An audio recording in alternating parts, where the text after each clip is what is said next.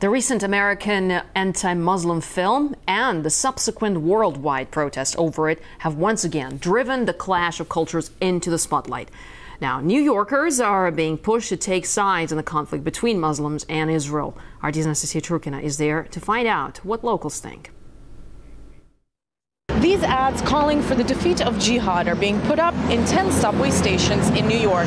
The messages cost a reported $6,000 and come from a group that's accused of sparking hate by critics, but has been given the green light by New York authorities. Only going up this Monday, the ads are already causing much debate. Are they too offensive to the Muslim community, or does freedom of speech conquer all? Let's find out what New Yorkers have to say about this. I'm shocked that Mayor Bloomberg and his people are allowing that. It's just going to lead on to more anti-everything. It's a good idea to have anti-Islamic sentiment for some reason? Absolutely not. That just perpetuates anti-people sentiment. Controversial? Of course it's controversial. It's poisonous in the New York City subway system. You know, this is a city that's been racked by trauma for years and years, and here we are after 11 years of war, still using the language of war. These ads are going up in New York subway stations today. Okay. What do you think about this?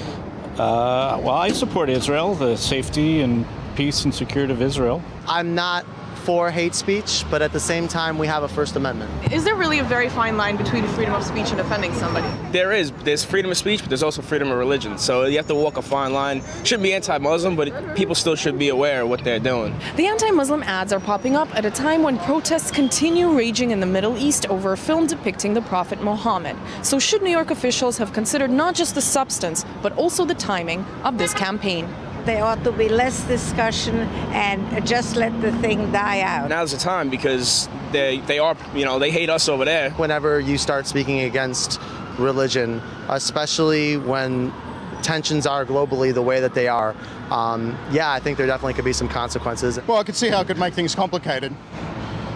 Whether it would have an effect on the US, I'm not sure, but you could use this as something against the US. Do you think this could have more dangerous consequences, really, for the United States? Sure. The anti-Islam ads will remain in New York City subway stations for a month, and whether they could lead to more dire consequences than just sparking debate is exactly what remains to be seen. Anastasia Churkina, RT, New York.